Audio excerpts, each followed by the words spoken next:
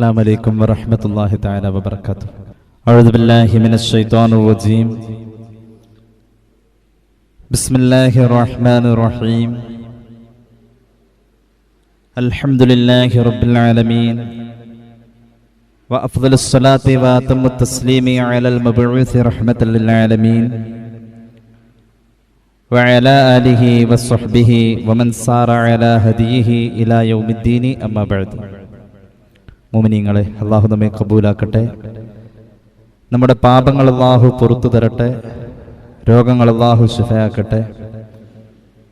നമ്മിൽ നിന്ന് മരിച്ചുപോയവരുടെ ഖബർ അല്ലാഹു സന്തോഷത്തിലാക്കട്ടെ. തെറ്റുകുറ്റങ്ങൾ അവർക്കും നമുക്കും അല്ലാഹു നിരുപാധികം മാപ്പാക്കി തരട്ടെ. സൃഷ്ട ആയുസ് അല്ലാഹു പൊരുത്തപ്പെട്ട വഴിയിൽ ഇസ്സത്തോടെ സന്തോഷത്തോടെ ദീർഘായുസ്സോടെ കുടുംബവുമായി കഴിഞ്ഞ് ഈമാൻ സലാമത്തായി മരിക്കാനുള്ള ഭാഗ്യത്തിൽ അല്ലാഹു നമ്മെല്ലാവരെയും ചേർക്കട്ടെ എന്ന് ദുആ ചെയ്യുകയാണ്. കുഞ്ഞിലെ മുതൽ നമ്മൾ കേട്ടുപഠിച്ചിട്ടുള്ള ഒരു ദിക്റാണ് ലാ ഇലാഹ ഇല്ലല്ലാ എന്നുള്ളത്. യഥേഷ്ടം നമ്മുടെ നാവിന് വഴങ്ങുന്ന ഏറ്റവും നല്ല ഒരു വചനമാണ് ലാ ഇലാഹ ഇല്ലല്ലാ എന്ന ദിക്ർ. ഹബീബായ നബി കരീം സല്ലല്ലാഹു അലൈഹി വസല്ലം തങ്ങൾ ഈ ദിക്റിനെ കുറിച്ച് പറഞ്ഞത് ഇഫ്തഹു അലാ സുബിയാനിക്കും ലാ ഇലാഹ ഇല്ലല്ലാ എന്നാണ്. കുഞ്ഞുമക്കൾക്ക് കേട്ടു വളരാൻ താരാട്ട് പാടുമ്പോൾ പോലും ലാ ഇലാഹ ഇല്ലല്ലാ എന്ന ദിക്ർ കൊണ്ട് നിങ്ങൾ തുടങ്ങി കൊടുക്കണമെന്ന് പരിശുദ്ധ റസൂൽ സല്ലല്ലാഹു അലൈഹി വസല്ലം. ആദ്യം കേൾക്കുന്ന അമരശബ്ദമായ വാങ്കിന്റെ ഒലികൾ നമ്മുടെ കർണപുടങ്ങളിൽ എത്തിയതും ലാ ഇലാഹ ഇല്ലല്ലായുടെ സന്ദേശം പറഞ്ഞുകൊണ്ടാണ്. ലാ ഇലാഹ ഇല്ലല്ലാ എപ്പോഴും വളരെ നിസ്സാരമായ ലാഘവത്തോടുകൂടെ നമ്മുടെ കൺമുന്നിലൂടെ കടന്നു പോവുകയാണ്. ആകാശഭൂമിയിലുള്ള സർവ്വതിനും ഒരു വില വെച്ചു കഴിഞ്ഞാൽ ആകാശഭൂമിയിൽ വില മാനിക്കപ്പെടുന്ന എല്ലാത്തിനെയും കൊണ്ടുവന്ന് ഒരു തുലാസിന്റെ ഒരു തട്ടിൽ വെച്ച് അപ്പുറത്തെ കാലിത്തട്ടിൽ ഒരു ലാ ഇലാഹ ഇല്ലല്ലാ വെച്ചാൽ ആ ലാ ഇലാഹ ഇല്ലല്ലായുടെ തട്ടിനായിരിക്കും ഭാരമെന്ന് സയ്യിദുനാ റസൂലുള്ളാഹി സല്ലല്ലാഹു അലൈഹി വസല്ലം നമ്മെ പഠിപ്പിച്ചിട്ടുണ്ട്. ജീവിതത്തിൽ ഉടനീളം സഞ്ചരിക്കുമ്പോഴും നമ്മുടെ ആരാധനകളിലും ഒക്കെ ഈ ലാ ഇലാഹ ഇല്ലല്ലാ കടന്നു വരുന്നുണ്ട്. എപ്പോഴും ഈ ലാ ഇലാഹ ഇല്ലല്ലായോട് ഒരു ബന്ധം നമുക്ക് ഇല്ലെങ്കിൽ നമ്മളുടെ ഈ ജീവിതം കൊണ്ട് വലിയ നഷ്ടങ്ങൾ സംഭവിക്കും. അള്ളാഹു കാത്തുരക്ഷിക്കട്ടെ. എല്ലാവരുടെയും ഉത്കടമായ ആഗ്രഹവും ജീവിതത്തിന്റെ പരമമായ ലക്ഷ്യവും ഒരു പ്രാവശ്യം ഈ ലാ ഇലാഹ ഇല്ലല്ലാ ഒന്ന് ചൊല്ലി മരിക്കണം എന്നുള്ളതാണ്. ഒരു പ്രാവശ്യം ചൊല്ലാ ലാ ഇലാഹ ഇല്ലല്ലാ, അതിന്റെ ഉടനെയുള്ള മരണം. ഇതാണ് ഓരോ മുഅ്മിനായ മനുഷ്യന്റെയും ഉള്ളിന്റെ ഉള്ളിലുള്ള അതിപ്രധാനമായ കാര്യം. അല്ലാഹു റബ്ബുൽ ഇസ്സത്ത് നമ്മുടെ ജീവിതത്തിൽ ലാ ഇലാഹ ഇല്ലല്ലായോടുള്ള ബന്ധം നമ്മുടെ ആരാധന കർമ്മങ്ങളിലൂടെ നിരന്തരമായി തന്നിട്ടുണ്ട്. എന്തിനേറെ ഹബീബായ നബി കരീം സല്ലല്ലാഹു അലൈഹി വസല്ലമ തങ്ങൾ സ്വഹാബികളുടെ മുന്നിൽ ഈ ലാ ഇലാഹ ഇല്ലല്ലാഹയെ വർണ്ണിക്കുമ്പോൾ മഹാന്മാരായ സ്വഹാബത്ത് വാവിട്ട് കരഞ്ഞിട്ടുണ്ട്. ഈ ലാ ഇലാഹ ഇല്ലല്ലാഹ് തന്നെയാണ് ഈ പ്രപഞ്ചം മുഴുവനും. യഥാർത്ഥത്തിൽ അള്ളാഹുവിനെ ബോധ്യപ്പെടലാണ് ലാ ഇലാഹ ഇല്ലല്ലാഹ്. ഒരു മനുഷ്യന്റെ ജീവിതത്തിന്റെ തുടക്കം വാങ്കിലൂടെയും അല്ലാതെയും താരാട്ടിലൂടെയും ആദ്യം ഉച്ചരിക്കുന്ന പദങ്ങളിലൂടെയും ലാ ഇലാഹ ഇല്ലല്ലാഹ് കടന്ന് ഏറ്റവും കൂടുതൽ അവന്റെ ആയുസ്സിൽ സംസാരിച്ച അല്ലെങ്കിൽ അവൻ ഉച്ചരിച്ച ശബ്ദം ലാ ഇലാഹ ഇല്ലല്ലാഹ് ആണെങ്കിൽ ഉറപ്പിക്കാം, മരിക്കാൻ നേരം അവൻ ഉറപ്പായും ലാ ഇലാഹ ഇല്ലല്ലാഹ് ചൊല്ലിയിരിക്കും എന്നുള്ളത്. അള്ളാഹു തൗഫീഖ് നൽകട്ടെ. നമ്മുടെ ജീവിതത്തിൽ ഏറ്റവും കൂടുതൽ നമ്മൾ പറഞ്ഞിട്ടുള്ള കാര്യം എന്തോ അതായിരിക്കും മരണനേരത്ത് നമ്മുടെ മനസ്സിൽ ആദ്യം തെളിഞ്ഞു വരാൻ. ജീവിതത്തിൽ ഏറ്റവും കൂടുതൽ ഉരവിട്ടിട്ടുള്ള അല്ലെങ്കിൽ ഉച്ചരിച്ചിട്ടുള്ള വാക്ക് ഏതോ അതായിരിക്കും മരണനേരം നമ്മുടെ നാവിൻ തുമ്പിലേക്ക് എളുപ്പത്തിൽ വരിക എന്ന് മഹാന്മാർ പഠിപ്പിക്കുന്നു. അതുകൊണ്ടാണ് പരിശുദ്ധ ഖുർആൻ സൂറത്ത് ഇബ്രാഹീമിന്റെ 27-ാമത്തെ ആയത്തിൽ അല്ലാഹു റബ്ബുൽ ഇസ്സത്ത് പറഞ്ഞത് യുസബ്ബിത്തുല്ലാഹു അല്ലദീന ആമനു ബിൽ ഖൗലി സാബിത്. ഏറ്റവും ഉറപ്പുള്ള വാക്കാണ് ലാ ഇലാഹ ഇല്ലല്ലാഹ്. ജീവിതത്തിൽ അത് കൂടുതൽ വർദ്ധിപ്പിച്ച മുഅ്മിനീങ്ങളെ മരണനേരം അത് പറയുന്നവരെ അള്ളാഹു ഉറപ്പിച്ചു നിർത്തുമെന്ന് പരിശുദ്ധ ഖുർആൻ. അങ്ങനെ ഉറച്ചു നിന്നുകൊണ്ട് ലാ ഇലാഹ ഇല്ലല്ലാഹ് ഉറക്കെ പറയാൻ അള്ളാഹു നമുക്ക് എല്ലാവർക്കും തൗഫീഖ് നൽകട്ടെ. എപ്പോഴും ലാ ഇലാഹ ഇല്ലല്ലാഹ് ചൊല്ലിക്കൊണ്ടിരിക്കലാണ് ലാ ഇലാഹ ഇല്ലല്ലാഹ് അവസാനം ചൊല്ലാനുള്ള മാർഗം എന്നുള്ളത് നാം മനസ്സിലാക്കാം. ധാരാളം ലാ ഇലാഹ ഇല്ലല്ലാഹ് നമ്മുടെ നാവിൽ വരികയാണ് എങ്കിൽ സ്വാഭാവികമായും നമ്മുടെ ജീവിതത്തിൽ കുറെ മാറ്റങ്ങൾ വരും എന്നുള്ളതാണ്. ഇന്നത്തെ ദിവസം നമുക്ക് എല്ലാവർക്കും അറിയാം, ജമാഅത്തുൽ ഊലയുടെ 12ാമത്തെ ദിവസമാണ് ഇന്നത്തെ ദിവസം. ജമാഅത്തുൽ ഊലയുടെ 12ാമത്തെ ദിവസം ഷെയ്ഖ് റിഫാഇ ഖദ്ദസല്ലാഹു സിറഹുൽ അസീസ് എന്ന് പറയുന്ന മഹാനവറുകളുടെ ഓർമ്മ ദിനമാണ്, ആണ്ട് ദിനമാണ്. അത്തരം മഹാന്മാർ ലോകത്ത് ജീവിച്ചപ്പോൾ കാണിച്ചു തന്നതും അവരുടെ ജീവിതത്തിന്റെ നന്മ ഏത് എന്ന് ചോദിച്ചാൽ ആ നന്മകൾ മുഴുവനും ഈ ലാ ഇലാഹ ഇല്ലല്ലാഹയാണ്. നൂറുൽ അബ്സാർ എന്ന് പറയുന്ന കിതാബിൽ കാണാം, ഷെയ്ഖ് റിഫാഇ ഖദ്ദസല്ലാഹു സിറഹുൽ അസീസ് ജനങ്ങളുടെ ഇടയിൽ ആട്ടി ഓടിക്കപ്പെട്ട കുഷ്ഠരോഗം പിടിച്ച ഒരു നായക്ക് ചികിത്സ കൊടുക്കുന്നുണ്ട്. നായ നജസാണ് എന്നത് തർക്കമില്ലാത്ത കാര്യമാണ്. എന്നാലും ഒരു നായക്ക് വന്ന കുഷ്ഠരോഗം മഹാനായ ഷെയ്ഖ് റിഫാഇ ഖദ്ദസല്ലാഹു സിറഹുൽ അസീസ് തങ്ങൾ ആ നായയെ കൊണ്ടുപോയി, എല്ലാവർക്കും ദുർഗന്ധം വമിക്കുന്ന അവസ്ഥയിൽ നായ ഓരോ ആളുകളുടെയും വീടിന്റെ പരിസരത്ത് വരുമ്പോൾ കല്ലെറിഞ്ഞ ജനങ്ങൾ ഓടിക്കുന്നു. അതിന്റെ ശരീരത്തിൽ നിന്ന് വരുന്ന ചീഞ്ഞെളിഞ്ഞ ശരീരഭാഗത്തിന്റെ ദുർഗന്ധം, കുഷ്ഠരോഗം പിടിച്ച നായ. ഷെയ്ഖ് റിഫാഇ ഖദ്ദസല്ലാഹു സിറഹുൽ അസീസ് തങ്ങൾ ആ നായക്ക് പരിരക്ഷ കൊടുത്തു.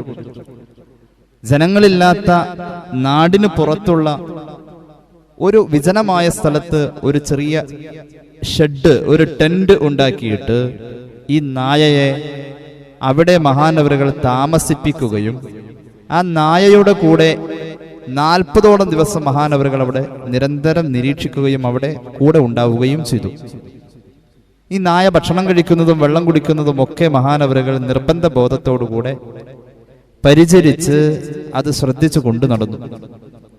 അവസാനം നായയുടെ ശരീരത്തിൽ മഹാനവറുകൾ ചെയ്ത ചികിത്സയുടെ ഭാഗമായി രോഗം ഭേദമായി വന്നപ്പോൾ 40 ദിവസം കൊണ്ട് ആ രോഗം ഭേദമായപ്പോൾ ആ നായയെ എണ്ണ തേപ്പിച്ച് ആ നായയെ നന്നായി വൃത്തിയായി കുളിപ്പിച്ച് ജനങ്ങളുടെ ഇടയിലേക്ക് മഹാനവറുകൾ കൊണ്ടുവന്നു. ഇവിടെ ഒരു നായയെ സംരക്ഷിച്ചത് നജസാണെന്ന കൃത്യമായ ബോധവും അതനുസരിച്ചുള്ള ശുദ്ധീകരണവും ഒക്കെ മഹാനവറുകൾ നടത്തിയിട്ടുണ്ട് എന്നതും നാം ഓർക്കേണ്ടതാണ്. എന്നിട്ട് മഹാനവറുകൾ ജനങ്ങളോട് ചോദിച്ചു, ഈ നായക്ക് കൊടുത്ത രോഗം നമുക്ക് അള്ളാഹു തന്ന് നമ്മയും പരീക്ഷിക്കാം. അതുകൊണ്ട് അള്ളാഹുവിന്റെ പരീക്ഷണത്തെ തൊട്ട് നിങ്ങൾ നിർഭയരാണോ എന്ന് ചോദിക്കുകയാണ്.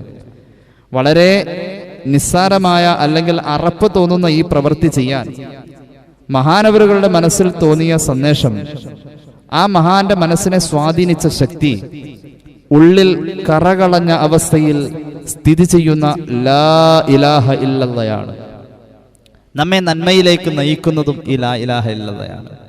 അങ്ങനെ നന്മയിലായി മരിക്കലും ഈ ലാ ഇലാഹ ഇല്ലല്ലാഹയിലൂടെയാണ്.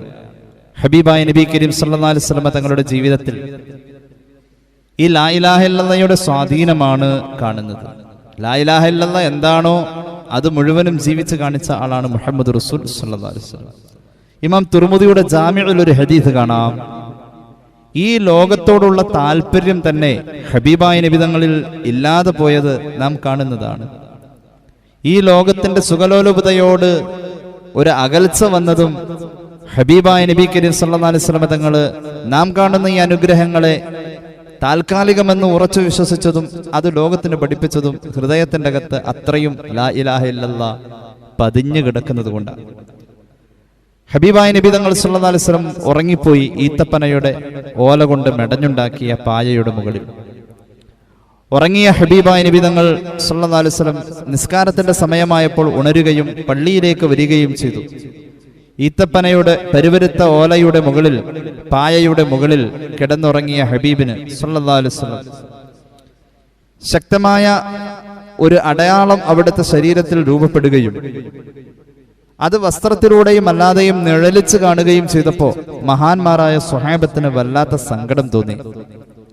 അതാ ഇബ്നു അബീ യസാർ റളിയല്ലാഹു അൻഹുവിനെ പോലെയുള്ള മഹാന്മാരായ സ്വഹാബികൾ ചെന്നുകൊണ്ട് പറഞ്ഞു, നബിയെ സല്ലല്ലാഹു അലൈഹി വസല്ലം, അങ്ങൊന്ന് സമ്മതം പറഞ്ഞാൽ ഏറ്റവും കൂടുതൽ മിനുസമുള്ള പുതപ്പ് നിർമ്മിക്കുന്ന കൈത്തൊഴിൽ വിദ്യയും നെയ്ത്ത് വിദ്യയും അറിയാവുന്ന മഹാന്മാരായ സ്വഹാബികളുള്ള ഈ അനുചര വൃന്ദത്തിൽ അങ്ങേക്ക് ഒരു നല്ല പുതപ്പ്, നല്ല ഒരു വിരിപ്പ് നിർമ്മിച്ചു തരാൻ ഞങ്ങൾക്ക് നിഷ്പ്രയാസം കഴിയുമല്ലോ നബിയെ സല്ലല്ലാഹു അലൈഹി വസല്ലം. അല്ലെങ്കിൽ ഒരു പുതപ്പ് വാങ്ങിത്തരാനും അങ്ങേക്ക് സംഭാവന ചെയ്യാനും ഞങ്ങൾക്ക് കഴിയൂലോ. എന്തിനാണ് നബിയെ കിട്ടാന്ന് വെച്ചിട്ടും അങ്ങ് ഇതൊക്കെ ഒഴിവാക്കുന്നത് എന്ന് ചോദിച്ചപ്പോൾ ഹൃദയത്തിന്റെ അകത്ത് ഉറക്കേണ്ട ലാ ഇലാഹ ഇല്ലല്ലാഹ്, നമ്മുടെ ഹൃദയത്തിലില്ല, നാവിൽ മാത്രമായി പോകുന്ന ലാ ഇലാഹ ഇല്ലല്ലാഹ്, ഹബീബിന്റെ ജീവിതത്തെ സ്വാധീനിച്ചപ്പോൾ കിട്ടിയ വർത്താനം, ആ മറുപടി കേട്ടോളൂ. ദീർഘദൂരം യാത്ര പോകുന്ന ആള് വെയിലിന്റെ ക്ഷീണത്തിൽ ഒരു തണല് കണ്ടപ്പോ ആ മരച്ചുവട്ടിൽ ഒന്ന് വിശ്രമിക്കാനും, വിശ്രമത്തിന്റെ താൽക്കാലിക അവസ്ഥയിൽ ആ മരത്തണൽ ഉപേക്ഷിച്ച് വീണ്ടും യാത്ര പോവാനും കാണിക്കുന്ന താല്പര്യം എത്രയോ അത്രേ ഉള്ളൂ എനിക്ക് ഈ ഭൂമിയിലെ ജീവിതമെന്ന് പരിശുദ്ധ റസൂൽ സല്ലല്ലാഹു അലൈഹി മുഹമ്മദ് സല്ലല്ലാഹു അലൈഹി വസല്ലം. ജീവിതത്തിന്റെ 4 നേട്ടങ്ങൾ എണ്ണിയോടുത്ത ലാ ഇലാഹ ഇല്ലല്ലാഹുണ്ട്. അള്ളാഹു നമുക്ക് തൗഫീഖ് നൽകട്ടെ. ഒരു മനുഷ്യന് 4 കാര്യങ്ങൾ അള്ളാഹു നൽകിയാൽ ദുനിയാവിന്റെയും ആഖിറത്തിന്റെയും സർവ്വ നന്മകളും ആ മനുഷ്യന് കിട്ടി എന്ന് പരിശുദ്ധ റസൂൽ സല്ലല്ലാഹു അലൈഹി വസല്ലം. 4 കാര്യങ്ങൾ അള്ളാഹു നൽകിയാൽ ദുനിയാവിന്റെയും ആഖിറത്തിന്റെയും സർവ്വ നേട്ടങ്ങളും നമുക്ക് കിട്ടിക്കഴിഞ്ഞു. ഒന്നാമത്തേത് ലിസാനുൻ ദാക്കിറുൻ, എപ്പോഴും ദിക്ർ ചൊല്ലിക്കൊണ്ടിരിക്കുന്ന ഒരു നാവ്. മഹാനായ ഷെയ്ഖ് മുഹ്യിദ്ദീൻ അബ്ദുൽ ഖാദിർ ജിലാനി ഖദ്ദസല്ലാഹു സിറഹുൽ അസീസ് തങ്ങളുടെ ചരിത്രം അബൂ ഹസൻ അലി അൻ-നദ്വി സാഹിബിന്റെ റിജാലിൽ കാണുന്നത് കസീറു ദിക്ർ എന്നാണ്. എപ്പോഴും ദിക്ർ ചൊല്ലുന്ന ആളാണ്.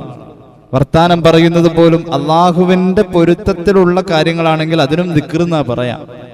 അള്ളാഹു ഇഷ്ടപ്പെടുന്ന ഏത് വാക്കിനും ദിക്ർ എന്നാ പറയാം. ഷെയ്ഖ് മുഹ്യിദ്ദീൻ അബ്ദുൽ ഖാദിർ ജിലാനി ഖദ്ദസല്ലാഹു സിറഹുൽ അസീസ് തങ്ങൾ ആ അർത്ഥത്തിൽ ദിക്റിനെ പരിഗണിച്ചിരുന്നു എന്ന് നദ്വി സാഹിബ് രേഖപ്പെടുത്തുന്നു. ഒരു മനുഷ്യന് അള്ളാഹു നൽകുന്ന ദുനിയാവിന്റെയും ആഖിറത്തിന്റെയും നേട്ടം എന്ന് പറയാൻ പറ്റുന്ന 4 കാര്യങ്ങളിൽ ഒന്നാമത്തെ കാര്യം ദിക്ർ ചൊല്ലുന്ന നാവ് എന്നുള്ളതാണ്.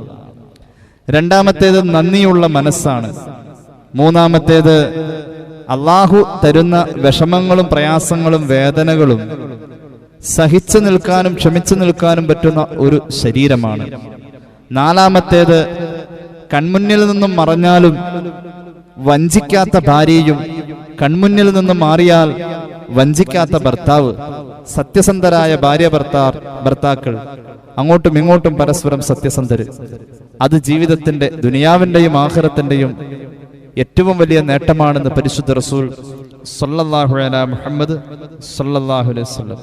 അള്ളാഹു നമുക്ക് തൗഫീഖ് നൽകട്ടെ. അതുകൊണ്ട് നമ്മളെല്ലാവരും മരിച്ചു പോവേണ്ടവരാണ്. ആ ചിന്തയിലേക്ക് മനസ്സ് എത്തുമ്പോൾ നമ്മുടെ ജീവിതത്തിൽ ദിക്റുകൾ വർദ്ധിക്കും എന്നുള്ളത് തീർച്ചയാണ്. നമ്മുടെ മനസ്സിൽ മരണചിന്ത വന്നു കഴിഞ്ഞാൽ നമുക്ക് ദിക്റുകൾ കൂടുതലായി ഉണ്ടാകും എന്നുള്ളതാണ്. ഹബീബായ നബി കരീം സല്ലല്ലാഹു അലൈഹി വസല്ലം തങ്ങള് മഹാനായ അബ്ദുല്ലാഹ് ഇബ്നു ഉമർ റളിയല്ലാഹു അൻഹുവിനെ, അതായത് ഉമർ റളിയല്ലാഹു അൻഹുവിന്റെ പൊന്നുമോൻ അബ്ദുല്ലാ എന്നവരെ റസൂലുള്ളാഹിക്ക് വലിയ ഇഷ്ടമായിരുന്നു സല്ലല്ലാഹു അലൈഹി വസല്ലം.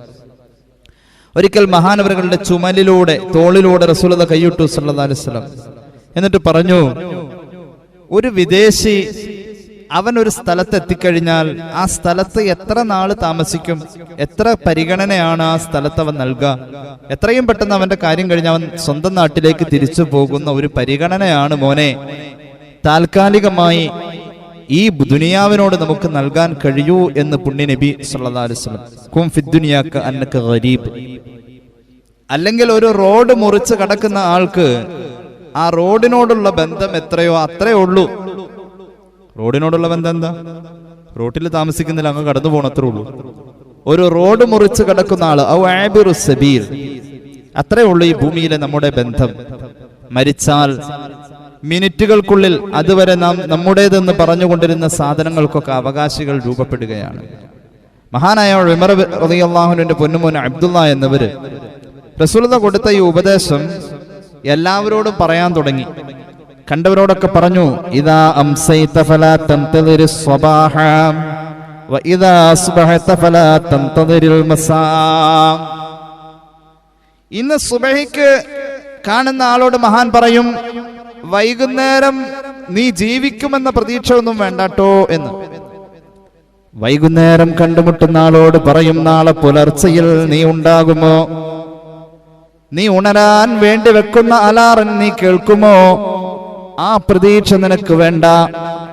നീ ഇന്ന് നിസ്കരിച്ച അസർ നിസ്കാരം നിന്റെ ആയുസ്സിൽ അവസാനത്തെ അസറാണെന്ന് നീ കരുതണേ. അങ്ങനെ ജീവിക്കാൻ മഹാനായ അബ്ദുല്ലാഹിബ്ൻ ഉമർ തങ്ങള് സ്വഹീഹുൽ ബുഖാരി ഹദീസ് രേഖപ്പെടുത്തുന്നുണ്ട്. മഹാനവറുകൾ എല്ലാവരോടും ഉപദേശിക്കുമായിരുന്നു എന്നുള്ളതാണ്.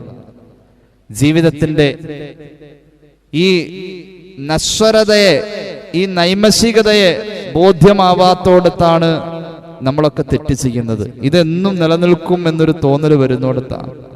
മഹാനായ സയ്യിദുനാ ഉമർ ഇബ്നുൽ ഖത്താബ് റളിയല്ലാഹു അൻഹുവിന്റെ മകൻ ആസിം എന്നവരുടെ മകള് ഉമ്മു ആസിം എന്നവരുടെ മകള് ഉമ്മു ആസിം എന്നവരുടെ മകൻ ഉമർ ഇബ്നു അബ്ദുൽ അസീസ് റളിയല്ലാഹു അൻഹു, രണ്ടാം ഉമർ എന്നറിയപ്പെടുന്ന മഹാനവറുകൾ ഉമർ റളിയല്ലാഹുവിന്റെ പരമ്പരയിലുള്ള ആളാണ്. രണ്ടാം ഉമർ എന്നറിയപ്പെടുന്ന ഉമർ ഇബ്നു അബ്ദുൽ അസീസ് തങ്ങള് ഉമർ ഇബ്നുൽ ഖത്താബ് റളിയല്ലാഹു അൻഹുവിന്റെ പരമ്പരയിൽപ്പെട്ടയാളാണ്. അതായത് ഉമർ റളിയല്ലാഹു അൻഹുവിന്റെ മകൻ ആസിം എന്നവരുടെ മകള് ഉമ്മു ആസിം എന്നവരുടെ മകനാണ് മഹാനായ ഉമർ ഇബ്നു അബ്ദുൽ അസീസ് റളിയല്ലാഹു അൻഹു. വലിയ മഹാനായിരുന്നു. പ്രിയപ്പെട്ട വല്ലുപ്പ ഉമർ ഇബ്നുൽ ഖത്താബ് തങ്ങളെ പോലെ തന്നെയാ ലോകത്ത് മഹാനായ ഉമർ ഇബ്നു അബ്ദുൽ അസീസ് തങ്ങളും ഭരണം നടത്തിയത്. നമുക്കറിയാം, ഉണ്ടോ സഖി ഒരു കുലമുന്തിരി വാങ്ങിടുവാനായി നാലണ കയ്യിൽ, ഉണ്ടു പ്രിയേ കൽബിലൊരാശ മുന്തിരി തിന്നിടുവാൻ. മുന്തിരിയെല്ലാം സുലഭമായി വളരെ കുറഞ്ഞ വിലയിൽ കിട്ടുന്ന കാലഘട്ടത്തിലും മുന്തിരിയുടെ പുളിയും മധുരവും അറിയാൻ നാവിന്റെ രുചി പറ്റിപ്പോയ ഒരു കാലം മഹാനവറുകൾക്കുണ്ടായിട്ടുണ്ട്. ലോകത്തെ ശ്രദ്ധേയമായ ഒരു ഭരണസിരാ കേന്ദ്രത്തിൽ നിന്നുകൊണ്ട് ഭരണം നടത്തിക്കൊണ്ടിരുന്ന ഭരണാധികാരിക്ക് അങ്ങനത്തെ ഒരു അവസ്ഥ പോലും ഉണ്ടായിട്ടുണ്ട്. അത്രയും വലിയ മഹാനായ മൂസ ബിൻ അയ്യൂൻ എന്നവർ പറയുന്നുണ്ട്, നീതിപൂർവമുള്ള ഭരണമായിരുന്നു ഉമർ ഇബ്നുൽ അബ്ദുൽ അസീസ് തങ്ങളുടെ ഭരണം. ഉമർ ഇബ്നു അബ്ദുൽ അസീസ് തങ്ങളുടെ നീതിപൂർവമായ ഭരണത്തിന്റെ കാലഘട്ടത്തിൽ ഒരു പറമ്പിൽ തന്നെ ആടും ചെന്നായയും ഒരുമിച്ച് മേഞ്ഞു നടക്കുമായിരുന്നു. ആടുകളെ ചെന്നായ ആക്രമിക്കൂല. മഹാന്മാര് പറയുന്നുണ്ട്, ഭരണകർത്താക്കൾ നീതിമാന്മാരാകുന്ന കാലഘട്ടത്തിൽ വന്യമൃഗങ്ങളുടെയോ വിഷപ്പാമ്പുകളുടെയോ അക്രമം ലോകത്ത് ഉണ്ടാവില്ല. അങ്ങനെ ഒരു കാലമുണ്ടായിട്ടുണ്ട്. അത് ഉമർ ഇബ്നു അബ്ദുൽ അസീസ് ഭരണം നടത്തിയ കാലമാണ്. ഉമർ ഇബ്നു അബ്ദുൽ അസീസ് തങ്ങൾ വരുന്നതിന്റെ എത്രയോ നാളുകൾക്ക് മുമ്പ്, എത്രയോ കൊല്ലങ്ങൾക്ക് മുന്നേ മഹാനായ ഉമർ ഇബ്നുൽ ഖത്താബ് റളിയല്ലാഹു അൻഹു പണ്ടേ പറയുമായിരുന്നു, എന്റെ പിൻഗാമിയായി ഭൂമിയിൽ മറ്റൊരു ആള് വരാനുണ്ട്. അദ്ദേഹത്തിന്റെ നെറ്റിയിൽ ഒരു മുറിവുണ്ടാകും. നെറ്റിയിൽ മുറിവുള്ള ഒരു പിൻഗാമി എനിക്ക് വരാനുണ്ട്. അദ്ദേഹം ഭൂമണ്ഡലം മുഴുവനും നീതി നടപ്പാക്കുമെന്ന് നേരത്തെ പലപ്പോഴും പറയാറുണ്ടായിരുന്നു സയ്യിദുനാ ഉമർ ഇബ്നുൽ ഖത്താബ് റളിയല്ലാഹു അൻഹു. പിൽക്കാലത്ത് വരാനിരിക്കുന്ന പേരക്കുട്ടി കുറിച്ച് അങ്ങനെ പറയുമായിരുന്നു. അത്രത്തോളം മഹാന്മാരുടെ ദീർഘവീക്ഷണങ്ങളിലൊക്കെ നിറഞ്ഞു നിന്നിരുന്ന മഹാനായ ഉമർ ഇബ്നു അബ്ദുൽ അസീസ് തങ്ങള് സ്വന്തം ജീവിതത്തെ എപ്പോഴും നന്നാക്കാൻ ശ്രമിക്കും. ഞാൻ പറയട്ടെ, നമ്മുടെ ജീവിതത്തിലെ ഏറ്റവും വലിയ വഴി ഏതാണെന്നറിയുമോ?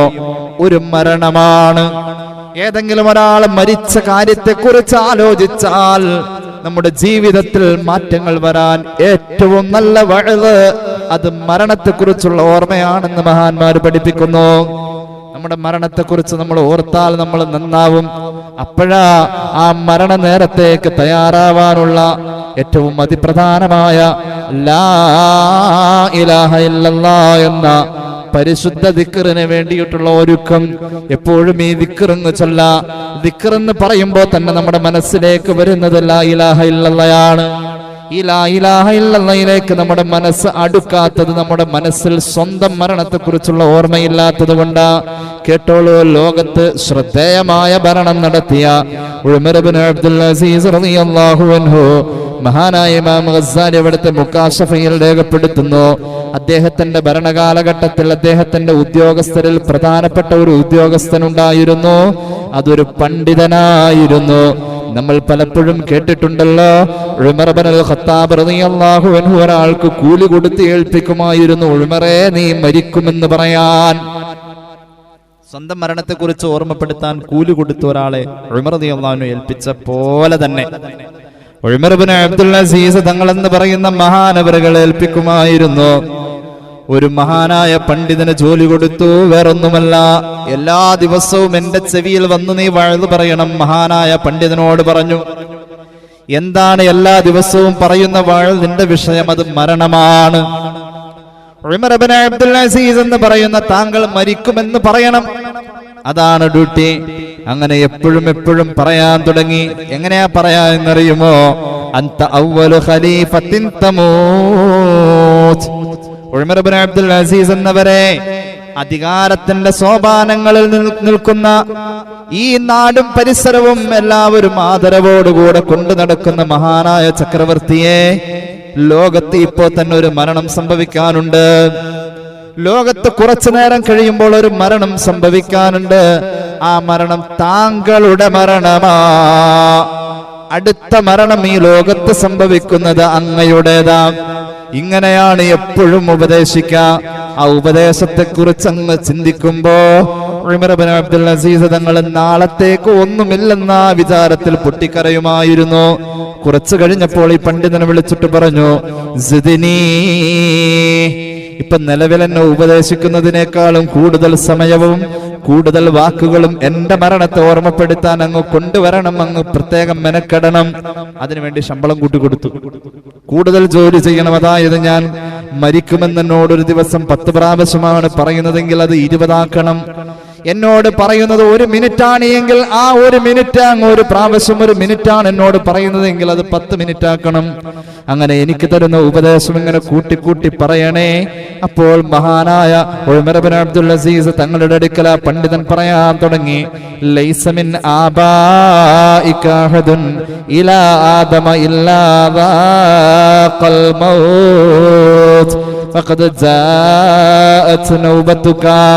ഉമർ ഇബ്നു അബ്ദുൽ അസീസ് എന്നവരെ, ആദം നബി മുതൽക്ക് ഇങ്ങോട്ട് അങ്ങയുടെ വാപ്പ വരെയുള്ള സർവ്വമഹാന്മാരും മനുഷ്യരും മരിച്ചു പോയതാ ഓർക്കുന്നുണ്ടോ? അങ്ങ് പലപ്പോഴും കണ്ടിട്ടുള്ള പലരും മരിച്ചു പോയിട്ടില്ലേ? ദേ അടുത്ത നിമിഷം നിങ്ങളുടേതാ. ഇനി മരിക്കേണ്ടത് നിങ്ങളാ. ഈ ഉപദേശം കേട്ടിട്ടായിരുന്നു ജീവിതത്തിൽ ഓരോ ദിവസവും അത്രയും വലിയ മഹാൻ ആ ജീവിതത്തെ നന്നാക്കിയത്. അപ്പൊ നമ്മളോ? അല്ലാഹു നമ്മെ നന്നാക്കി തരട്ടെ. മരണവിചാരം നമ്മുടെ മനസ്സിൽ വന്നാൽ ലാ ഇലാഹ ഇല്ലല്ലാഹിലേക്ക് നമ്മുടെ മനസ്സാഗ്രഹിക്കും. എന്താ ആഗ്രഹിക്കാൻ കാരണം? ജീവിതത്തിൽ ഒരുപാട് ലാ ഇലാഹ ഇല്ലല്ലാഹ് ചൊല്ലിയാൽ ആ മരണ നേരത്ത് നമുക്ക് ലാ ഇലാഹ ഇല്ലല്ലാഹ് നാവിലേക്ക് വരൂ. മനുഷ്യ ശരീരത്തിന്റെ പ്രത്യേകത അതാണ്. ഏറ്റവും കൂടുതൽ ഉച്ചരിക്കുന്ന ഒരു വാക്ക്, നമ്മൾ ഏറ്റവും ആദ്യം പറഞ്ഞ വാക്ക്, നമ്മൾ ഏറ്റവും ആദ്യം കേട്ട വാക്ക്, ആദ്യം മുതലേ നിരന്തരം ഉപയോഗിച്ചൊരു വാക്കാണല്ലോ ഉമ്മ എന്ന വാക്ക്. ഒന്ന് കാല് വഴുതിയാൽ, ഒരു വേദന വന്നാൽ, ഒരിക്കൽ പോലും സ്നേഹത്തോടെ ഉമ്മയോടെ ഇടപെടാത്തവൻ പോലും വിളിച്ചു പറഞ്ഞു പോകും, എന്റെ ഉമ്മ എന്ന് പറഞ്ഞു പോകും. എന്താണ് വേദന വന്നപ്പോ ഉമ്മ എന്ന് പറഞ്ഞത്? നീ ആദ്യം ഉച്ചരിച്ചത് അങ്ങനെയാണ്. മിണ്ടിത്തുടങ്ങാൻ കൊതിക്കുന്ന പിഞ്ചിളം ചുണ്ടിന്മേൽ അമ്മിഞ്ഞ പാലോടൊപ്പം അമ്മ എന്നുള്ള 2 അക്ഷരമല്ലയോ സമ്മേളിച്ചിടുന്നതൊന്നാമതായി. വെള്ളത്തോൾ മനോഹരമായി പാടിയ പോലെ നമ്മൾ ഏറ്റവും ആദ്യം കേട്ടത് നമ്മുടെ ഉമ്മ എന്ന ആ മഹത്തായ പദവിയിലുള്ള അവരെ കുറിച്ചുള്ള വാക്കുകളാ നമ്മൾ കേട്ടത്. എങ്ങനെ? ഉമ്മാടെ മോനൊന്ന് ചിരിച്ച്, ഉമ്മാടെ മോനൊന്ന് വാ തുറന്നേ, ഉമ്മാടെ മോനൊന്ന് ചോറ് കഴിച്ച്, ഉമ്മാടെ മോനൊന്നിങ്ങ് വന്നേ, ഉമ്മാടെ മോൻ ഉറങ്ങിയോ, ഉമ്മാടെ മോളെ നീ എവിടെ, ഉമ്മാടെ മോനെ ഉമ്മാടെ മോളെ എന്ന് പറഞ്ഞു ഉമ്മാടെ എന്ന് പറഞ്ഞ് ഈ ഉമ്മ തന്നെയാ നമ്മളെ കുഞ്ചിച്ചത്. താലോലപ്പാട്ടുകളൊക്കെ ഉമ്മാന്റെ പൈതൽ ഉറങ്ങിയോന്നൊക്കെ പറഞ്ഞുകൊണ്ടാ അല്ലെ? ഈ ഉമ്മാടെ എന്ന് കേട്ട് ഉമ്മ തന്നെ ഉമ്മാടെ എന്ന് പറഞ്ഞ് ഉമ്മ തന്നെ ഉമ്മ എന്ന് പഠിപ്പിച്ചു. ഏത് ഉമ്മ? മനുഷ്യൻ നിഷ്പ്രയാസം ഉച്ചരിക്കുന്ന 2 അക്ഷരമുണ്ട്. അത് ആ അല്ലെങ്കിൽ ഊ. ഒന്നാമത്തെ അക്ഷരം അകാരം അല്ലെങ്കിൽ ഉകാരം എന്ന ആ എന്ന അല്ലെങ്കിൽ ഊ എന്ന ഉച്ചാരം മനുഷ്യൻ നിഷ്പ്രയാസം ഉച്ചരിക്കുന്ന, ഊർജമൊട്ടും വേണ്ട നിഷ്പ്രയാസം ഉച്ചരിക്കുന്ന രണ്ടാമത്തെ അക്ഷരം അവന്റെ ചുണ്ടു കൂടുമ്പോഴുള്ള അക്ഷരം മാ എന്നതാണ്. ഇത് അള്ളാഹ് പഠിപ്പിച്ച വാക്കാണ് ഉമ്മ. ഉമ്മ അല്ലെങ്കിൽ അമ്മ അള്ളാഹ് പഠിപ്പിച്ച വാക്കാണ്. ഇതേ ആദ്യം പറയൂ, ഇതാ എളുപ്പത്തിൽ വായിൽ വരും, ഇതാ ആദ്യം കേട്ടത്, ഇതാ നിരന്തരം പറഞ്ഞത്. ഒരു ചെറിയ വേദന വന്നു, ഒരു മുറിവിലൊന്ന് സ്റ്റിച്ച് വെച്ചപ്പോ, ഒരു ഇഞ്ചക്ഷൻ ചെയ്തപ്പോ എന്റെ ഉമ്മ എന്ന് പറഞ്ഞു പോയി. ഒരു ചെറിയ വേദനയിൽ ഉമ്മ എന്ന് പറഞ്ഞാൽ മരണവേദന എന്ന ഏറ്റവും വലിയ വേദനയിൽ ഈ ഉമ്മ എന്ന വാക്ക് കേട്ട പോലെ തന്നെ അന്ന് മുതൽ നമ്മൾ കേട്ട ലാ ഇലാഹ ഇല്ലല്ലാഹ് നമ്മൾ പറയണം, അല്ലാഹ് എന്ന് നമ്മൾ പറയണം. അതിന് നമ്മുടെ നാവിനെ ഏറ്റവും കൂടുതൽ വഴങ്ങുന്നത് ആ ഒരു വാക്ക് പറയുന്നതിലേക്ക് നാവിനെ നിരന്തരം നമ്മൾ പരിശീലിപ്പിക്കണം. വദ്കുറുല്ലാഹ കസീറൻ ലഅല്ലകും തുഫ്ലിഹൂൻ. നിങ്ങൾ കൂടുതൽ ദിക്ർ ചൊല്ലണേ, നിങ്ങൾക്ക് വിജയിക്കാൻ അത് വേണമെന്ന് ഖുർആൻ. അല്ലാഹു വിജയിപ്പിച്ചു തരട്ടെ. എങ്ങനെയാ നമ്മൾ മരിക്കാൻ നേരം നമ്മൾ ചിന്തിച്ചു പോകും, മരിക്കുന്ന ശരീരം മരണമെങ്ങനെ ബോധ്യപ്പെടുകയാണ്. ഇതുവരെ നമുക്ക് നമ്മുടെ മരണം ബോധ്യപ്പെട്ടിട്ടില്ല. ഞാൻ ചിന്തിക്കുന്നുണ്ട് ഞാൻ മരിക്കുമെന്ന്, പക്ഷെ ആ ചിന്ത എവിടെയും എത്തുന്നില്ല. മനസ്സിൽ ചെറിയ ഒരു ആശയം പോലെ നിൽക്കുന്നു. അത് അനുഭവിക്കാത്തത് കൊണ്ടാ. അത് അനുഭവിച്ചവൻ നമ്മോട് പറഞ്ഞു തന്നിട്ടുമില്ല. കാരണം മരണം അനുഭവിച്ചവൻ മരിച്ചങ്ങ് പോവാണല്ലോ ചെയ്തിട്ടുള്ളത്, പറഞ്ഞു കൊടുക്കാൻ പറ്റിയിട്ടില്ലല്ലോ. അങ്ങനെയാണ് ഈസാ നബി അലൈഹിസ്സലാം മരിച്ചോരെ ജീവിപ്പിച്ചിട്ടുണ്ട് ഒരുപാട്. അങ്ങനെ ഇരിക്കെ സാമ അലൈഹിസ്സലാത്തു വസ്സലാമിനെ, മരിച്ചുപോയ സാമ അലൈഹിസ്സലാമിനെ ജീവിപ്പിച്ചു. സാമ അലൈഹിസ്സലാത്തു വസ്സലാമിന്റെ ഖബർ ഇസ്രായേലി സമൂഹം കാണിച്ചു കൊടുത്തിട്ട് പറഞ്ഞു, ഇതിന്റെ അകത്തുള്ളത് സാമ അലൈഹിസ്സലാമാണ്. സാമ അലൈഹിസ്സലാം നൂഹ് നബിയുടെ മകനാണ്. സാമ അലൈഹിസ്സലാമിന്റെ ഖബറൊന്ന് കാണിച്ചു കൊടുത്തിട്ട് ഇതിൽ മറവ് ചെയ്യപ്പെട്ടിട്ടുള്ള മഹാനായ സാമിനെ ഒന്ന് ജീവിപ്പിക്കുമോ എന്ന് ചോദിച്ചപ്പോൾ മഹാനായ ഈസാ അലൈഹിസ്സലാം ഖബറിന്റെ സമീപം ചെന്നു. കുറച്ചപ്പുറത്തേക്ക് മാറി നിന്ന് 2 റക്അത്ത് നിസ്കരിച്ചു. അല്ലാഹുവോട് ദുആ ചെയ്തു, ഇസ്രായേലി സമൂഹത്തിൽ എന്നെ നിഷേധിക്കുന്ന, തൗഹീദ് തള്ളിപ്പറയുന്ന ഇവര് ഈ ഖബറിലുള്ള മഹാനെ ഒന്ന് ജീവിപ്പിച്ചവരുടെ മുന്നിൽ കാണിച്ചു കൊടുത്താൽ അവര് ലാ ഇലാഹ ഇല്ലല്ലാഹ് വറൂഹുല്ലാഹി ഈസാ വഈസാ റൂഹുല്ലാഹ് ഈ കലിമ ഉച്ചരിച്ചവർ മുസ്ലിമാവുമല്ലോ അല്ലാഹ്. അതുകൊണ്ട് ഞാൻ ആ മുഅ്ജിസത്തിലേക്ക് കയറാൻ പോവാം. 2 റക്അത്ത് നിസ്കരിച്ചു, ദുആ ചെയ്തു. സാമ അലൈഹിസ്സലാമിന്റെ ഖബറിന്റെ സമീപം ചെന്നു. ഈസാ അലൈഹിസ്സലാം അങ്ങ് ദുആ ചെയ്തു വന്നിട്ട് സാമിനെ പേര് ചൊല്ലി വിളിച്ചപ്പോൾ ഒരു പ്രകമ്പനം പോലെ ഖബർ പൊട്ടിത്തെറിച്ചു. സാം നബി ഇറങ്ങി വന്നു. ഇസ്രായേലി സമൂഹത്തിന്റെ മുന്നിലേക്ക് സാമു വന്നപ്പോൾ സാമിന്റെ തലമുടി മുഴുവൻ നരച്ചതാ അലൈഹിസ്സലാം. ഈസാ അലൈഹിസ്സലാം സാമിനോട് ആദ്യം തന്നെ ചോദിച്ചു, അല്ല എന്ത് പറ്റി തലമുടി നരച്ചത്? തലമുടി നരക്കിലില്ലല്ലോ. തലമുടി നരക്കിൽ അങ്ങയുടെ കാലശേഷം വന്ന ഇബ്രാഹിമി യുഗത്തിലാണ് നരച്ചിട്ടുള്ളൂ. ഇബ്രാഹിമി യുഗം അങ്ങയുടെയും എത്രയോ നൂറ്റാണ്ടുകൾക്ക് ശേഷം 13,000 കൊല്ലം കഴിഞ്ഞിട്ട് ഇബ്രാഹിം നബിയുടെ കാലം വന്നത്. അന്ന് മുതൽക്കല്ലേ നര മനുഷ്യരിൽ ഉണ്ടായിട്ടുള്ളൂ. അങ്ങെന്താ നരച്ചത് എന്ന് ചോദിച്ചപ്പോ അപ്പൊ ഈസാ നബിയോട് പറഞ്ഞു, ഈസാ നബി അങ്ങ് എന്നെ പേര് ചൊല്ലി വിളിച്ചപ്പോ ഞാൻ വിചാരിച്ചു സൂറെന്ന കാഹളത്തിലെ വിളിയാണ് വന്നിരിക്കുന്നത്, അതിന്റെ ആ ഒരു കെടുതിയിൽ ആ ഞെട്ടലിൽ ഞാൻ നരച്ചു പോയതാ എന്ന് പറഞ്ഞു. അപ്പൊ എങ്ങനെയുണ്ടെന്ന് ചോദിച്ചു, എന്താണ് നിങ്ങളുടെ വിശേഷം? ആദ്യം തന്നെ സാം നബി അലൈഹിസ്സലാം ഈസാ നബിയോട് പറഞ്ഞത്, മരണത്തിന്റെ കയ്പെന്റെ തൊണ്ടയിൽ നിന്നും ഇതുവരെ പോയിട്ടില്ല എന്ന്. മരണത്തിന്റെ കയ്പ്. അപ്പൊ മരിച്ചുപോയ ഒരാൾ മരണവേദന ഇന്നതാണെന്ന് പറഞ്ഞു തരുന്നൊരു അനുഭവം നമുക്കില്ല. മാത്രവുമല്ല നമ്മൾ അത് അനുഭവിക്കാത്തത് കൊണ്ട് ആ വേദനയെ കുറിച്ചുള്ളൊരു കരുതൽ നമുക്കില്ല. അത് ആരുടെയും കുറ്റമല്ല.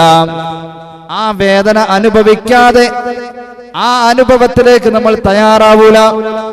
അങ്ങനെയെങ്കിൽ മരണവേദന അനുഭവിക്കാതെ അതിലേക്ക് തയ്യാറാവാനുള്ള ഒരു എളുപ്പ വഴിയാണ് ലാ ഇലാഹ ഇല്ലല്ലാഹ്. ഈ ദിക്റങ്ങ് ചൊല്ലിയാൽ മതി. ഇതിങ്ങനെ കൂടുതൽ ചൊല്ലിയാൽ മതി. എപ്പോഴും നമ്മുടെ പൂർവികരൊക്കെ ചൊല്ലിയത് ഒരുപാട് ഇബാദത്തുകളില്ല. നമ്മുടെ പൂർവികരായ ആളുകൾക്ക് നമ്മൾ ഓതുന്ന അത്രയും ഒന്നും ഓതാനൊന്നും കഴിവില്ലായിരിക്കും. അവർ പഴയ ഓത്തുപലകയിൽ എഴുതി പഠിച്ചവരായിരിക്കും. അവർക്ക് +2 വരെ മദ്രസ തലങ്ങളോ വാഫി കോളേജുകളോ ഹുദവികളോ ഫൈസികളോ ഒന്നും ഉണ്ടായിട്ടില്ല. അവർ വളരെ തുച്ഛമായത് മാത്രമാണ് പഠിച്ചിട്ടുള്ളൂ. ഒരു കുടുംബത്തിൽ നിന്നും ജ്യേഷ്ഠനും അനുജനും ഹജ്ജിന് പോവാൻ തീരുമാനിച്ചു. അനുജൻ അന്ന് CD പ്ലെയർ കൊണ്ടുവന്ന് ഹജ്ജിന്റെ ദിക്റുകളും ദുആകളൊക്കെ എഴുതിയെടുത്ത് പഠിച്ചു. അനുജനെല്ലാം എഴുതിയെടുത്ത് പഠിച്ചു. ഹജ്ജ് വൃത്തിയായി ചെയ്യണം. ജ്യേഷ്ഠന് എഴുത്തറിയില്ല, വായന അറിയില്ല, പക്ഷെ ഖുർആൻ ഓതാൻ അറിയാം. അനുജൻ എഴുതിയെടുത്ത് പഠിച്ചു. നോക്കണേ, നമ്മൾ പഠിച്ചത് കുറവാണെങ്കിലും ഉള്ളിൽ ഇഖ്ലാസ് ഉണ്ടെങ്കിൽ അങ്ങനെ ആ ജ്യേഷ്ഠനും അനുജനും ഒരുമിച്ച് ഹജ്ജിന് പോയി. ആദ്യത്തെ 10 ദിവസം പരിശുദ്ധ മക്കയിൽ കിട്ടി.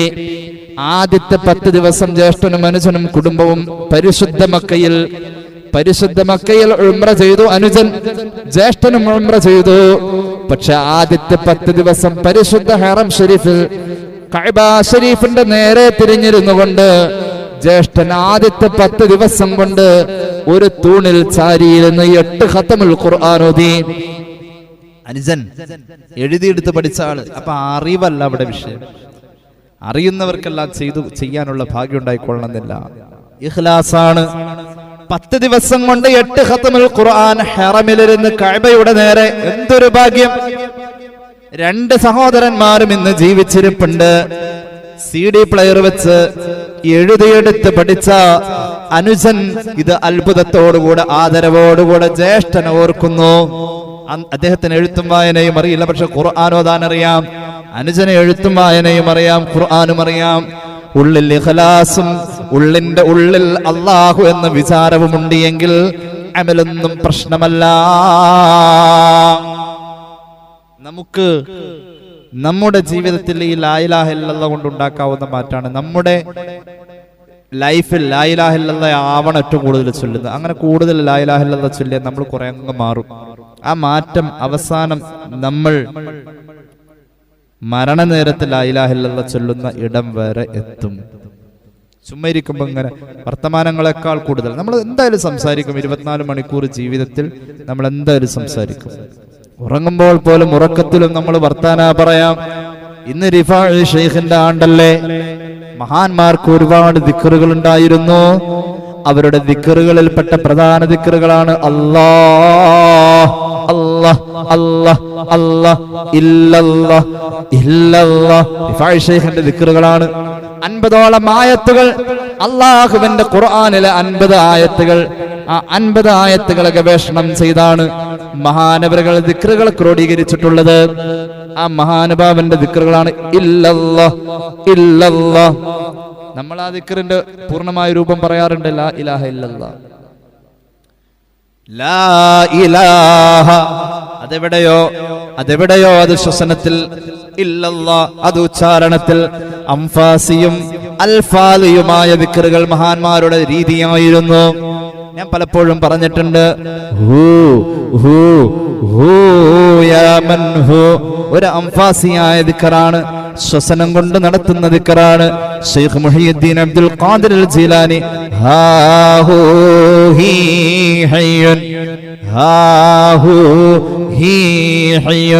ദിക്റിന്റെ ലോകത്തേക്ക് ഒരു മനുഷ്യൻ ഇറങ്ങിയാൽ ദിക്ർ എന്ന് പറഞ്ഞാൽ അതൊരു സമുദ്രമാ.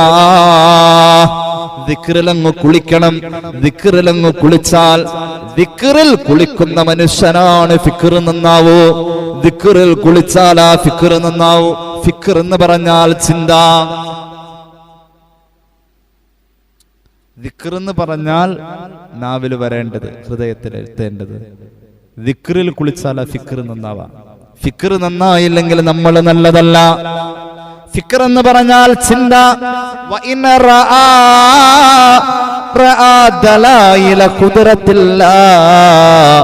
ഇമാം റാസി രേഖപ്പെടുത്തുന്നു സൂറത്ത് യൂനുസിന്റെ വ്യാഖ്യാനത്തിൽ, ദിക്റിൽ കുളിക്കുന്ന മനുഷ്യൻ നമുക്ക് നിഷ്പ്രയാസം കഴിയും ലാ ഇലാഹ ഇല്ലല്ലാഹ്. ആ ലാ ഇലാഹ ഇല്ലല്ലാഹ് എന്ന ദിക്റിൽ കുളിച്ചാൽ, എനിക്കറിയാം എൻ്റെ ഒരു പ്രിയ സുഹൃത്ത് പെരുമ്പാവൂർ സ്വദേശി, അദ്ദേഹം വലിയ തിരക്കുള്ള ബിസിനസ്സുകാരനാണ്. അല്ലാഹു ദീർഘായുസ്സ് കൊടുക്കട്ടെ. എന്റെ പ്രിയ സ്നേഹിതൻ വലിയ തിരക്കുള്ള ബിസിനസ്സുകാരൻ. എത്രയോ പ്ലൈവുഡ് കമ്പനികളും മറ്റുമൊക്കെയായി അദ്ദേഹം നല്ല തിരക്കാണ്. അദ്ദേഹം എപ്പോഴും കയ്യിൽ ദിക്ർ ചൊല്ലാൻ ഒരു തസ്ബീഹ് കൊണ്ട് നടക്കും. അത് വെറും ഷോയല്ല. ആ സഹോദരൻ ഉള്ളു തുറന്ന് പലപ്പോഴും എന്നോട് സംസാരിച്ചിട്ടുണ്ട്. അല്ലാഹുവേ, അദ്ദേഹം ഒരു ദിവസം ചൊല്ലുന്ന ദിക്റിന്റെ എണ്ണം കേട്ടാൽ തരിച്ചു പോവും. ഈ തിരക്കുകളുടെ ഇടയിൽ അദ്ദേഹം സുബഹി കഴിഞ്ഞാൽ ഏറ്റവും ആദ്യത്തെ സമയത്തിനുള്ളിലായി പരമാവധി അദ്ദേഹം 6000-ൽ കുറയാത്ത ദിക്ർ ചൊല്ലുമത്രേ. ലാ ഇലാഹ ഇല്ലല്ലാഹ്. ഒരുപാട് പ്രായമുള്ള ആളുടെ കാര്യമല്ല ഈ പറഞ്ഞത്. മറ്റൊരു സുഹൃത്ത് ഒരു റമളാനിൽ അദ്ദേഹത്തിന്റെ നിരന്തരമായ യാത്രയിൽ വലിയ നീളമുള്ള ഒരു മുസ്ഹഫ് അദ്ദേഹത്തിന്റെ ബെൻസ് കാറിൽ, അദ്ദേഹത്തിന്റെ ഇന്നോവ കാറിൽ നീളം കൂടിയ വലിയ അക്ഷരമുള്ള മുസ്ഹഫ് ആ കാറിന്റെ അകത്തിരിക്കുമ്പോഴും യാത്ര ചെയ്യുമ്പോഴും അദ്ദേഹം ആ ഖുർആൻ പാരായണത്തിലൂടെ 6 ഖത്ം ഓതി. ഞാൻ ആലോചിക്കും, സൗകര്യങ്ങൾ കൂടുമ്പോൾ നമ്മൾ അല്ലാഹനെ മറക്കാം, ചിലര് സൗകര്യങ്ങൾ കൂടുമ്പോൾ അല്ലാഹുവിലേക്ക് അടുക്കാം. സുലൈമാൻ നബി പറഞ്ഞ പോലെ ബൈത്തുൽ മുഖദ്ദസ് നിർമ്മിക്കാൻ നിന്റെ കോടാനുകോടി സൃഷ്ടികളുണ്ട്, നിന്റെ എത്രയോ മഹാന്മാരായ അമ്പിയാക്കളും സാലിഹീങ്ങളും ഉണ്ട്.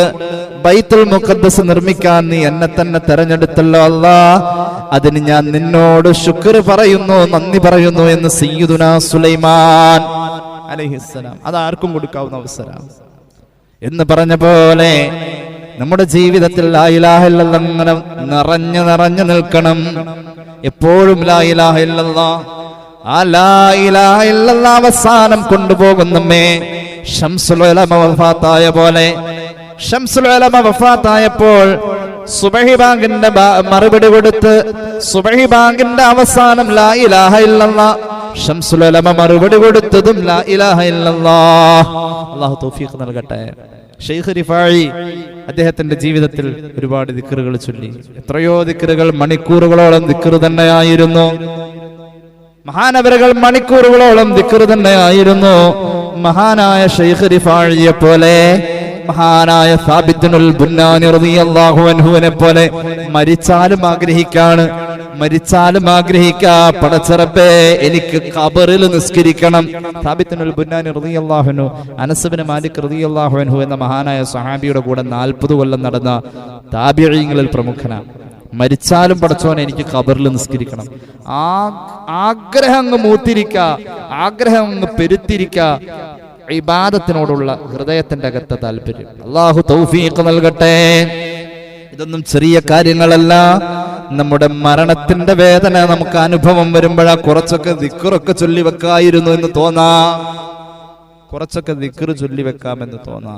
അല്ലാഹുവേ പടച്ചോൻ തൗഫീഖ് നൽകട്ടെ. എപ്പോഴും ദിക്ർ ചൊല്ല, എന്നിട്ട് നമ്മുടെ മരിച്ചുപോയവർക്ക് അങ്ങോട്ട് ഹദിയാക്കാം. എപ്പോഴും ദിക്ർ ചൊല്ല ഹദിയാക്ക. ഞാൻ ഒരാളെ കുറിച്ച് അടുത്ത് കേട്ടിരുന്നു. മൂപ്പര് എപ്പോഴും ദിക്ർ ചൊല്ലും, എന്നിട്ട് ആരെങ്കിലും കാണുമ്പോൾ പറയും, ദേ എൻ്റെ കയ്യിലൊരു 7 ലക്ഷം ദിക്റുണ്ട് കേട്ടോ, അപ്പൊ അതെന്റെ വാപ്പാക്ക് ഹദിയ ചെയ്തേരെ, എന്നാ ഇത്രയും പൈസ ഒരു ഹദിയ കൊടുക്കും. വാപ്പാക്ക് ഹദിയ ഈ ദിക്ർ ചൊല്ലിയ ആൾക്ക് അതിന്റെ കൂലി കിട്ടുകയും ചെയ്യും. അങ്ങനെ ഒരു മനുഷ്യനെ കുറിച്ച് ഞാൻ അടുത്ത് കേട്ടിരുന്നു. അദ്ദേഹം പറയും, 10 ലക്ഷം ദിക്ർ ഞാൻ ചൊല്ലിയിട്ടുണ്ട്. വെറുതെ പറയല്ല, ചൊല്ലിക്കൊണ്ടിരിക്കാൻ. ഏറ്റവും ഇഷ്ടപ്പെട്ടവരോട് വെറുതെ ഞാൻ 10 ലക്ഷം ദിക്ർ ചൊല്ലിയിട്ടുണ്ട്, ആർക്കെങ്കിലും വേണമെങ്കിൽ ഞാൻ ഹദിയാക്കാം. അപ്പൊ ഹദിയാക്കി കൊടുക്കും. എൻ്റെ വാപ്പാക്ക് ഹദിയ, അപ്പൊ വാപ്പാക്ക് ഹദിയാക്കും. എൻ്റെ ഉമ്മാക്ക് ഹദിയാക്കും. അപ്പൊ സന്തോഷം കൊണ്ട് എന്തെങ്കിലും കൊടുക്കും, ചിലപ്പോൾ അത് വാങ്ങും. അതേ അങ്ങനെ ദിക്ർ ചൊല്ല തന്നെ, അങ്ങനെ ദിക്ർ എപ്പോഴും ചൊല്ലിക്കൊണ്ടിരിക്കുക. അല്ലാഹു തൗഫീഖ് നൽകട്ടെ. മഹാന്മാരായ നമ്മുടെ ഉലമാഉം നമ്മുടെ അയിമ്മത്തും ഒക്കെ ഈ ഒരു രീതിയായിരുന്നു. ഇനി കാണാം. നമ്മൾ മരിക്കാൻ നേരം ഇതൊക്കെ ഓർക്കും. ബിസ്മില്ലാഹിർ റഹ്മാനിർ റഹീം. كلا إذا بلغت التراقي وقيل من راق وظن أنه الفراق والتفت الساق بالساق إلى ربك يومئذ المساق. ദിക്ർ ചൊല്ലാൻ തോന്നുന്നു. മരണവേദന അങ്ങ് കൂടുമ്പോ ഇത് മരുന്നുകൊണ്ട് മാറുന്നതല്ലാന്ന് ബോധ്യാവാണ് നമുക്ക്. മരുന്ന് ദുനിയാവാ. ഈ ഭൂമിയിലെ ഒരു മരുന്നുകൊണ്ടും ഇത് മാറൂല. അങ്ങനത്തെ ഒരു വിഷമത്തിലപ്പം ഞാൻ ഉള്ളേന്ന് അങ്ങോട്ട് ബോധ്യാവും നമുക്ക്. ആ വേദന അങ്ങോട്ട് വരുമ്പോ പടച്ചോനെ, കണ്ടിട്ടുണ്ടോ അറ്റാക്ക് വരുന്ന മനുഷ്യന്റെ വെപ്രാളം? ഹാർട്ട് അറ്റാക്ക് വരുന്ന രോഗിയെ കാണണം നമ്മൾ. ഒരിക്കൽ എൻ്റെ അടുത്ത് ഒരു സഹോദരൻ, അള്ളാഹു ദീർഘായുസ്സ് കൊടുക്കട്ടെ, പെരുമ്പാവൂരുള്ള ഒരു സഹോദരൻ, അദ്ദേഹം ഹൃദയ രോഗം വന്ന് അറ്റാക്ക് വന്ന് ആശുപത്രിയിൽ നിന്ന് അദ്ദേഹം ഡിസ്ചാർജായി വന്ന ശേഷം എന്നോട് പറഞ്ഞു, ഒരു സ്വകാര്യം പറയാനുണ്ട് ഉസ്താദെ. ഹാർട്ട് അറ്റാക്കിന്റെ വേദനയെക്കുറിച്ച് അദ്ദേഹം പറഞ്ഞു. അദ്ദേഹം ഇങ്ങനെ പറയുമ്പോൾ അദ്ദേഹം അനുഭവിച്ചത് നല്ല മനോഹരമായ രീതിയിൽ അദ്ദേഹം ഇങ്ങനെ അവതരിപ്പിക്കുക. അതങ്ങനെ കേൾക്കുമ്പോൾ നമുക്കൊരു വേദന അനുഭവപ്പെടുന്ന പോലെ, അത്രയ്ക്ക് വേദനയാണ് ഹാർട്ട് അറ്റാക്ക് സമയത്ത് ഒരു മനുഷ്യന് അനുഭവിക്കാൻ പറ്റുന്നത്. ഖുർആൻ പറയുന്നു, ഒരു മനുഷ്യൻ മരിക്കുന്ന വേദന അനുഭവിക്കുമ്പോൾ അവൻ ഉറപ്പിക്കും, ഈ ഭൂമിയിലുള്ള മരുന്നൊന്നും ഇനി എനിക്ക് ഫലിക്കൂല. എൻ്റെ ഈ വേദനയുടെ തീവ്രത വെച്ച്, ഞാൻ അനുഭവിക്കുന്ന ഈ ഇടങ്ങേറ് വെച്ച് ഇനി ഇവിടെ മരുന്നൊന്നുമില്ല. അങ്ങനെ ഉറപ്പിക്കുമ്പോ പിന്നെ അവൻ അടുത്ത ചിന്ത വരാ, മൻ റാഖ്, ആരാ ഒന്ന് മന്ത്രിച്ചൂതാ എന്ന്.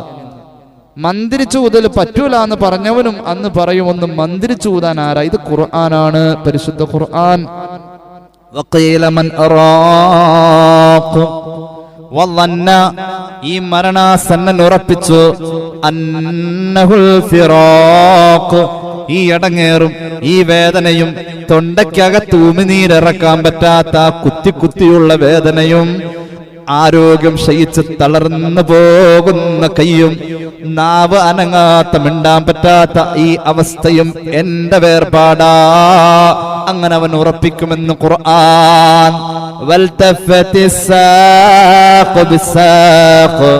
ആ നേരത്ത് നോക്കിയാൽ അവന്റെ രണ്ട് കാലും അങ്ങുമെങ്ങും കൂട്ടിപ്പിണയുന്നത് കാണാം. ആ സമയം ഇലാ റബ്ബിക യൗമഇദിനിൽ മസാഖ്, റബ്ബിലേക്കുള്ള പോക്കാണ് ആ കാഴ്ചയെന്ന് ഖുർആൻ. അല്ലാഹു നമുക്ക് നന്നാവാൻ തൗഫീഖ് നൽകട്ടെ. ഫലൗലാ ഇദാ ബലഗത്തുൽ ഹുൽഖൂം, റൂഹ് തൊണ്ടക്കുഴിയിലേക്ക് എത്തിക്കഴിയുമ്പോൾ, വആതും ഹീനൈദിൻ തൻദുറൂൻ, റൂഹ് തൊണ്ടക്കുഴിയിലെത്തിയ മനുഷ്യനെ പലപ്പോഴും നമ്മൾ കണ്ടിട്ടുണ്ടാകും. പലരും പറഞ്ഞിട്ടുണ്ടല്ലോ, എന്റെ വാപ്പ എന്റെ മടിയിൽ കിടന്നാ മരിച്ചത്, എന്റെ ഉമ്മ മരിച്ചത് ഞാൻ കണ്ടു എന്ന് പറഞ്ഞിട്ടുണ്ട്. നമ്മൾ അങ്ങനെ കണ്ടതാണേൽ പോലും അള്ളാഹു പറയുന്നു, നിങ്ങൾ നോക്കിക്കൊണ്ടിരിക്കുകയാണ് ഒരാൾ മരിക്കുന്നത്.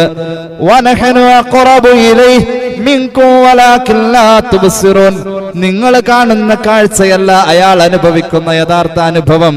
നിങ്ങൾ കാണുന്നതിനേക്കാളും അപ്പുറം കാണാൻ എത്രയോ അയാളിൽ വേറെ വേറെ കാര്യങ്ങളുണ്ട്.